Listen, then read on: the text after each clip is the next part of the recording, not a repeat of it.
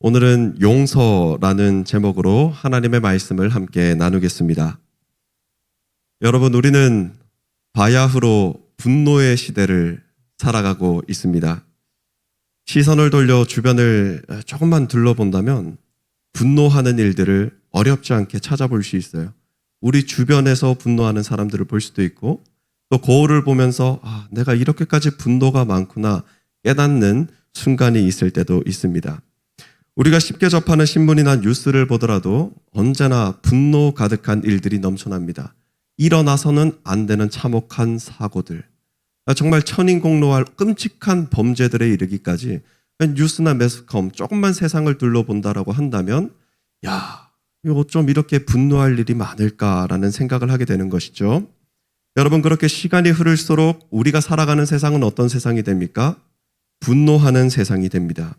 이제 용서의 가치는 사라지고 분노를 통해서 해소하는 것이 정답이다라고 주장하는 시대를 우리가 살아가고 있다라는 것입니다. 이전에는 용서를 통해서 잘못을 바로잡고자 했던 노력들이 그 초심을 잃고서 이제는 누구에게 복수할 수 있을까? 복수의 칼날을 가는 현실로 변화되었습니다. 이제 용서의 창구는 스트레스 해소의 창구로 전락한 세상입니다. 여러분, 우리도 일상을 살아가면서 얼마나 많은 분노를 합니까? 계획했던 일들이 틀어지면은 분노가 치밀어 오르고, 또 기대했던 것만큼 실망의 폭도 너무나 더 커서 그땐 또한 분노가 치밀어 오릅니다.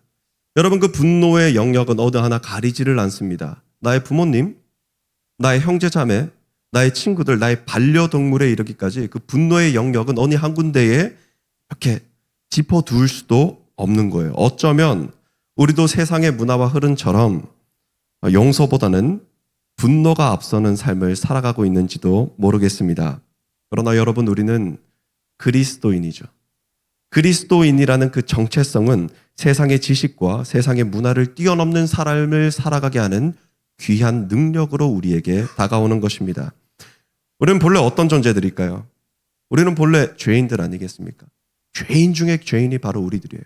그래서 에베소서 2장 3절 말씀에서는 이렇게 전하고 있습니다.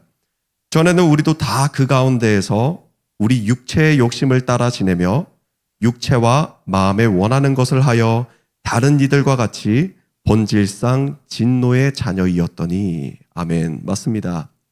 우리는 본질상 진노의 존재들이고 우리는 본질상 진노의 자녀들입니다. 도저히 용서받을 수 없고 도저히 변화될 수 없는 삶을 살아가는 것이 바로 우리의 본질상의 모습이라는 것이죠. 그런데 그런 우리들이 용서를 받았습니다. 우리가 어떻게 용서를 받았습니까? 하나님의 자비하심과 하나님의 긍휼히 여기심으로 말미암아 우리가 용서를 받을 수 있게 되었습니다. 용서받은 우리들은 어떤 삶을 살아갈 수 있습니까? 용서받은 우리들은 하나님으로부터 구원을 선물로 받았어요. 그러니까 우리는 이 땅에서의 삶뿐만이 아니라 이 땅에서의 삶 그 너머에 있는 삶을 소망함으로 살아갈 수 있는 존재가 되었다라는 것이지요. 편향적이고 편협한 이 세상의 기준에서 울부짖고 넘어지고 좌절하는 삶이 아니라 한량없는 은혜와 능력을 경험하는 사람들이 되었다. 무엇으로 말미암아요? 바로 하나님의 용서하심으로 말미암아 우리가 누릴 수 있게 된 것입니다. 여러분, 세상은 용서를 폄훼하고 분노를 조장합니다. 용서가 아닌 분노의 능력이 있다라고 주장하죠. 그러나 진정한 힘과 능력은 분노나 복수에 있는 것이 아닙니다. 진정한 힘과 능력은 바로 용서에 있는 것입니다. 왜 그렇습니까? 용서가 있기 때문에 본질상 진노의 자녀였던 우리가 새롭게 거듭날 수 있게 되었어요. 정말 이 땅에서의 삶이 아니라 그 너머에 있는 삶을 소망함으로 살아갈 수 있게 되었어요. 그래서 우리는 이 자리에서 주님을 높이고 경배하는 자리 가운데 나아올 수 있게 되었다라는 것입니다. 용서가 있기 때문에 모든 것이 새로워지는 것입니다. 용서에는 세상에 없는 큰 능력이 나타나는 것입니다. 오늘은 이 용서를 통하여서 하나님의 은혜를 함께 누리고자 합니다. 하나님의 말씀 가운데 용서의 은혜와 용서의 능력이 여러분 삶 가운데 가득 부어지길 주님의 이름으로 축복합니다. 먼저 오늘 본문 말씀을 나누면서 용서를 더욱더 깊이 묵상하고자 합니다. 본문 21절부터 22절까지 말씀을 제가 읽겠습니다. 그때 베드로가 나와 이르되 주여 형제가 내게 죄를 범하면 몇 번이나 용서하려 주리이까 7번까지 하오리이까 예수께서 이르시되 내게 이르노니 7번뿐번 아니라 7번을 70번까지라도 할지니라. 아멘. 베드로가 예수님께 여쭤봅니다. 주님, 용서를 하려면 몇 번 정도 용서하면 되겠습니까? 한 7번 정도 용서하면 되겠습니까? 라고 물어보는 것이죠. 여러분, 당시 유대 랍비들은 한 사람이 용서하기를 3번까지 용서하면 그 사람이 온전한 사람이다 라고 주장을 했어요. 3번 정도 용서하면 그 다음은 오케이, 괜찮아, 이 정도인데, 지금 베드로가 예수님에게 묻고 있는 것은 7번, 그 당시 완전수라고 하는 7번이나 용서하면 되겠습니까? 하고 물어보는 거예요. 랍비보다 더 많이 용서하는데 그 정도면 괜찮을까요? 물어보는 것이죠. 예수님께서 이렇게 말씀하십니다. 7번을 70번까지라도 용서해라. 여러분, 7번을 70번까지라도 더욱더 완전하고 온전한 용서의 자리로 나아가라 하시는 예수님의 말씀입니다. 그런데 우리는 이 말씀을 들으면 이제 덜컥 내가 3번 용서하는 것도 어려운데 7번 용서를 할 수 있을까? 아니, 7번을 70번이나 용서를 할 수 있을까?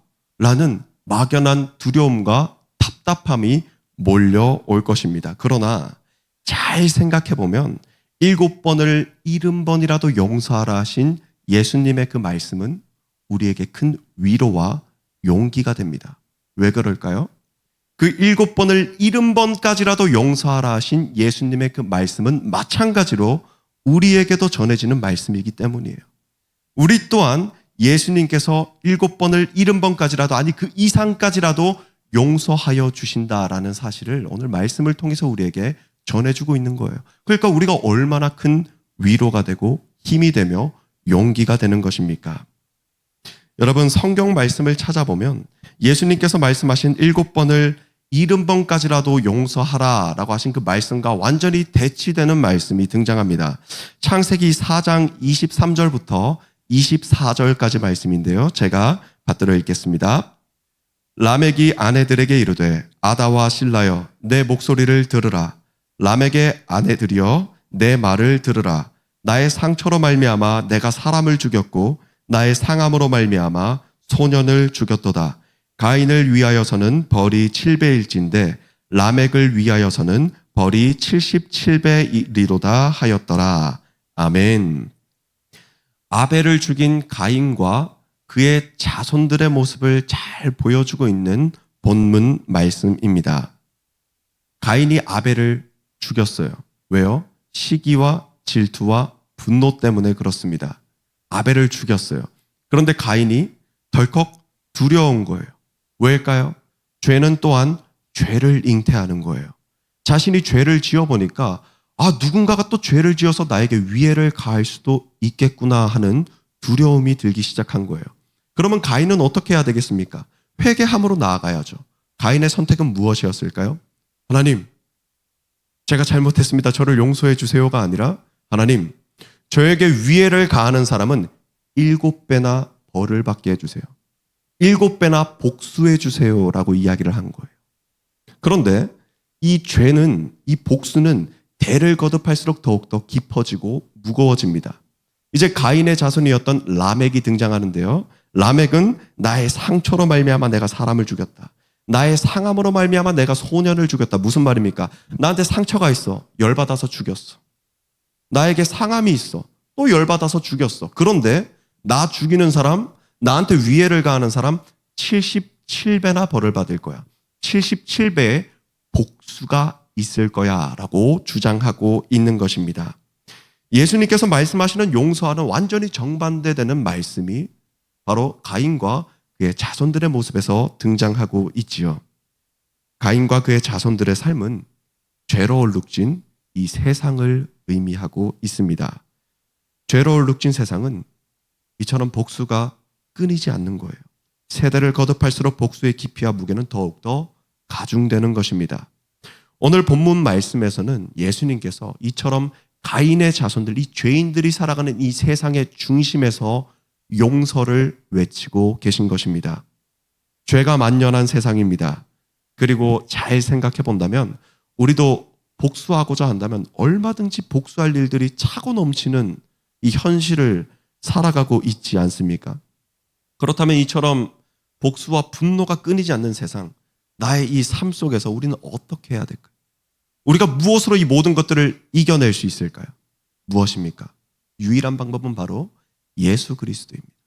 예수 그리스도를 묵상하고 예수 그리스도의 가르침을 따르는 삶을 살아가는 것, 그것이 바로 분노와 복수의 고리를 끊어낼 수 있는 유일한 방법이라는 것이지요. 누가복음 23장 33절부터 34절 말씀을 제가 받들어 읽겠습니다. 해골이라 하는 곳에 이르러 거기서 예수를 십자가에 못 박고 두 행악자도 그렇게 하니 하나는 우편에 하나는 좌편에 있더라. 이에 예수께서 이르시되 아버지 저들을 사하여 주옵소서. 자기들이 하는 것을 알지 못함이니이다 하시더라. 그들이 그의 옷을 나눠 죄비를 뽑을세. 아멘. 예수님께서는 자신을 향하여서 침을 뱉고 자신을 향하여서 채찍질하고 돌을 던지며 십자가에 못 박아 죽이고 있는 그 원수들, 흑암의 건세 가운데서 방황하고 있는 그 원수들을 향하여서 죄 사함의 용서를 베풀어 주셨습니다. 예수님께서는 자신을 죽이고 있는 자들을 용서하셨어요. 오히려 그들이 무슨 죄를 저지르는지 알지 못합니다. 용서해 주세요. 간구함으로 나아간 것이지요. 우리가 경험하고 우리가 생각하기에 이 세상은 분노와 복수가 끊이지 않는 세상이지만 놀랍게도 반전이 있습니다. 놀랍게도 이 세상에는 여전히 용서의 역사가 곳곳에서 일어나고 있다는 사실입니다. 이념적 이데올로기 가운데 자신의 두 아들을 죽인 범죄자를 오히려 자신의 양아들로 삼아 주셨던 손양원 목사님의 이야기가 있습니다. 영화 창끝으로도 잘 알려져 있는 에콰도르 선교 중 와라니 부족에 의해서 처참하게 살해된 네이트 세인트 선교사.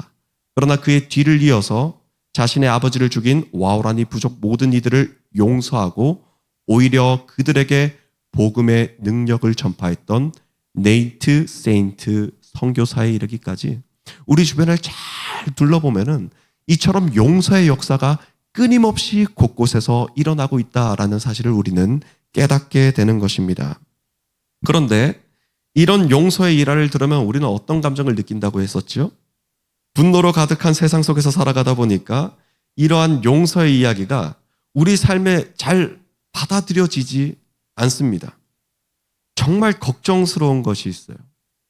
정말 걱정스러운 것이 뭐냐면 우리가 이미 우리는 이런 용서는 할 수 없다라고 마음과 뜻을 정한 삶을 살아가고 있는 것은 아닌지 걱정스럽습니다. 이런 용서는 내 삶에 있을 수 없다라고 생각하고 이런 용서는 아무나 할 수 없고 나는 그런 대단한 사람이 아니야 라고 생각을 합니다. 운전 중에 옆 차량이 무리하게 끼어들기만 해도 눈빛이 변하는 우리들. 가정에 있을 때 어머니, 아버지, 남자친구, 여자친구, 직장 동료에 이르기까지 말만 까딱 잘못하면 그 전체 분위기를 휘어잡는 우리의 분노하는 모습에 이르기까지. 이런 용서는 나처럼 나약하고 화가 많은 사람은 할 수 없어. 특별하고 대단한 사람만 할 수 있는 것이야 라고 생각하고 있는 것은 아닌지 너무나도 걱정스럽습니다. 우린 이처럼 이미 의식적으로든 무의식적으로든 나는 용서를 할 수 없다라는 결론을 내리고 있지는 않으십니까? 특별한 누군가만 할 수 있다는 생각, 대단한 누군가만 할 수 있다는 생각. 여러분은 이미 이러한 특별함과 대단함을 뛰어넘은 존재들입니다. 용서하시는 예수 그리스도의 은혜를 받아서 그분을 믿고 그분을 따르는 그리스도인들이기 때문이에요. 여러분은 이미 특별함과 그 대단함을 뛰어넘는 존재가 된 사람들입니다. 참 귀한 존재들이죠. 그리스도인이란 특별함과 대단함으로 형용할 수 없는 만유를 뛰어넘어 세계 가운데 가장 뛰어난 존재가 되었음을 의미하고 있는 것입니다. 세상적인 차원을 뛰어넘는 영생이 우리 삶 가운데 함께하고 있기 때문에 그렇습니다. 그러므로 우리는 어떻습니까? 용서할 수 있습니다. 그것을 믿는다면 우리는 용서할 수 있어요. 용서를 통해서 아버지의 마음을 깨닫고 용서를 통해서 복음을 전하며 용서를 통해서 나 또한 용서받은 자임을 선포하는 삶을 살아갈 수가 있다라는 것입니다. 베드로의 질문에 이어서 예수님께서는 베드로에게 용서에 관한 비유를 아주 짧고 명료하고 간단하게 전해주고 계십니다. 오늘의 본문 말씀은 어떻습니까? 예수님께서 한 가지 비유를 들어주십니다. 한 종이 있는데 1만 달란트의 빚을 졌다라고 이야기를 해요. 근데 한 달란트가 6천 데나리온. 근데 6천 데나리온에서 이 한 데나리온이 그 당시 노동자의 1일 임금입니다. 그러니까 6천 데나리온, 그것이 한 달란트. 한마디로 1만 달란트는 그 사람이 결코 갚을 수 없는 빚의 크기였다라는 의미를 가지고 있습니다. 빚을 진 사람이 결코 빚을 갚을 수 없는데 왕 앞으로 나옵니다. 근데 왕이 이 사람을 옥에 가둬서 가족이든 뭐든 다 팔아서 빚을 갚아라라고 주장하는 거예요. 그래서 이 사람이 싹싹 빕니다. 제발 용서해 주세요. 제가 갚을 능력 없지만 제가 어떻게든 갚겠습니다. 용서해 주세요. 싹싹 빕니다. 놀라운 일이 발생해요. 무슨 일이냐면 놀랍게도 그 1만 달란트의 빚을 그 주인이 단번에 탕감해 준 거예요. 단번에. 이 세상에서는 결코 일어날 수 없는 일이죠. 저도 과거에 제 친구가 저에게 돈을 빌린 적이 있습니다. 물론 제가 돈을 빌려준다라고 이야기하기 좀 민망한 금액이어서 빌려주진 않고 야 얼마 안 되지만 이거 너 그냥 갚지 않아도 돼. 꼭 필요한데 써라 하고 준 적이 있어요. 근데 그 친구가 다른 친구들에게도 돈을 빌린 겁니다. 근데 문제는 무엇이냐면 그 돈을 갚지 못함에서부터 문제가 발생하기 시작해요. 어떻게 됐을까요? 모든 관계가 끊어졌습니다. 분노가 끊이지 않는 그들의 모습을 바라보면서 와, 이거 돈이 참 무섭고 빚이 있으면 이게 정말 쉬운 일이 아니구나라는 생각을 하게 됐어요. 여러분, 관계가 깨지고 흩어지고 행여나 갚지 못하면 너무나도 많은 어려움을 경험해야 한다는 것이죠. 이처럼 세상은 돈과 빚 앞에서 갈라지고 무너지고 좌절하고 흩어집니다. 이젠 다시 회복할 수 없는 자리로 나아갈 수도 있는 것이죠. 그러나 오늘 본문 말씀은 분명히 선포하고 있습니다. 세상은 빚 앞에서 갈라지고 대적하며 무너지지만 하나님께서는 그 빚을 탕감하여 주신다라는 것입니다. 또한 온전하여 주시고 하나 되게 하시며 연합하게 하십니다. 무엇으로요? 빚을 탕감하여 주심으로요. 용서하여 주심으로 연합하게 하신 하나님의 은혜와 능력을 오늘 본문 말씀을 통하여서 우리가 알 수 있게 되는 것입니다. 그런데 예수님의 비유는 여기서 그치지 않고 계속해서 이어집니다. 빚을 모두 탕감받은 사람이 밖으로 나갑니다. 너무 행복하지 않았을까요? 1만 달란트를 탕감받다니. 근데 지나가다가 100데나리온을 빚진 사람을 만납니다. 여러분, 1만 달란트를 탕감받았어. 100달란트 빚진 사람 만났어요. 여러분들 어떻게 하시겠습니까? 당연히 나 기분 좋은 일 있어. 갚지 마. 괜찮아. 좀 사람 좋은 척하고 넘어가지 않겠습니까? 근데 이 사람이 이거를 그냥 지나가지라는 거예요. 어떻게든 갚아라. 옥에 가둬버리는 거죠. 그 소식을 들은 빚을 탕감하여 준 주인이 다시 이 빚진 자를 불러들여서 옥에 가두었다라는 내용이 바로 오늘 본문 말씀의 비유입니다. 여러분, 오늘 본문 말씀은 복잡하지 않습니다. 예수님께서 오늘 말씀을 통해 비유로 설명하시며 간단하고 명료하게 베드로와 우리에게 전하시고자 하는 핵심적인 메시지는 무엇일까요? 너 용서받았으니까 완악하게 행동하지 마. 이것이 아닙니다. 예수님께서 오늘 말씀을 통하여서 우리에게 전해주고 싶으신 말씀은 네가 이루 갚을 수 없는 용서의 은혜를 받은 자임을 오늘 이 말씀의 자리에서 깨달아라. 그것이 바로 주님께서 오늘 이 자리에 있는 여러분들에게 전해주시는 말씀입니다. 여러분, 예수님께서는 용서하여 주십니다. 이전에도 용서하여 주셨고 앞으로도 우리를 용서하여 주실 것입니다. 또한 용서로 말미암아 우리들의 모든 삶의 걸음을 인도하여 주실 것입니다. 용서. 이 용서라는 단어가 우리들의 삶에 참된 위안과 평안으로 다가오게 됩니다. 오늘 말씀과 이 예배의 자리 가운데 함께한 여러분, 오늘 이 자리를 통해서 우리가 주님으로부터 받은 이 용서의 자리를 다시 한 번 더 떠올려 보길 소망합니다. 용서를 통해서 새롭게 변화된 우리들의 삶의 모습을 되돌아보고 우리들의 주변 또한 둘러볼 수 있는 여유를 가질 수 있으면 좋겠습니다. 복수가 아닌 용서함으로 회복된 우리의 삶을 다시 깨닫는 이 시간, 용서하시는 예수 그리스도의 십자가의 은혜가 우리들 가운데 가득 흘러 넘칩니다. 삶의 회복은 분노와 복수가 아닌 용서로부터 시작됩니다. 예수 그리스도를 품으며 예수 그리스도의 사랑으로 용서를 베푸는 우리 모든 하늘씨앗 청년부 한 사람 한 사람 될 수 있길 주님의 이름으로 축복합니다. 기도하겠습니다. 사랑의 하나님 아버지, 감사합니다. 저희들에게 거룩한 성일 허락하여 주셔서 주님을 높이고 주님을 경배하고 주님을 예배하는 자리 가운데 나올 수 있게 하여 주심에 참으로 감사합니다. 사랑의 하나님 아버지, 오늘 말씀을 통하여서 저희들 용서의 자리를 회복할 수 있도록 인도하여 주심에 감사드립니다. 이 세상이 주장하는 것처럼 분노와 복수로 나아가는 것이 아니라 참된 진리의 능력, 그 용서의 능력을 붙잡고 살아가고 승리의 자리로 나아가는 우리 모든 청년부 일원들 한 사람 한 사람 될 수 있도록 주님 친히 주장하여 주시옵소서. 함께 하실 주님을 믿사오며 이 모든 말씀 거룩하신 예수 그리스도 이름으로 간절히 기도드립니다. 아멘.